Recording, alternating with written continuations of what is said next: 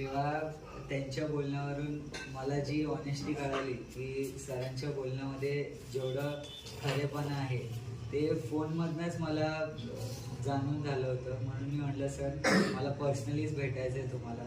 त्यामुळं आमचं टायमिंग थोडं पुढे मागे होत होतं, पण आज देवाच्या कृपेने झालंच, मुलाखत पण झाली सगळं. आणि सर तुम्ही आणि मॅडम जे काम करताय ना हे खूप मोठं काम आहे.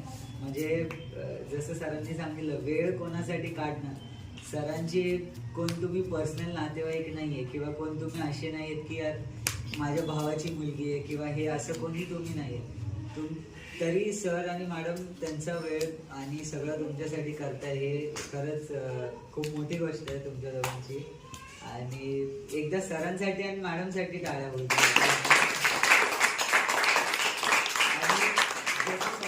जसं सरांनी सांगितलं एक तर आर्किटेक्ट झालीच पाहिजे आपल्या संस्थेतून. सो मी उम्मीद करतो की आता पुढे 12वी नंतर एखाद्या मुलीने तर नक्कीच आर्किटेक्चर घेतला पाहिजे.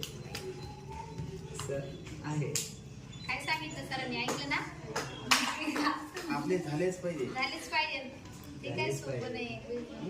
प्रत्येकाने हे करा आणि सगळ्यांनी थोडंसं आता हे करा. टाळ्या तुम्ही स्वतःसाठी वाजा, लोकांसाठी टाळ्या वाजवायच्या नाही, आपल्या स्वतःसाठी टाळ्या वाजल्या पाहिजे. म्हणून सगळ्यात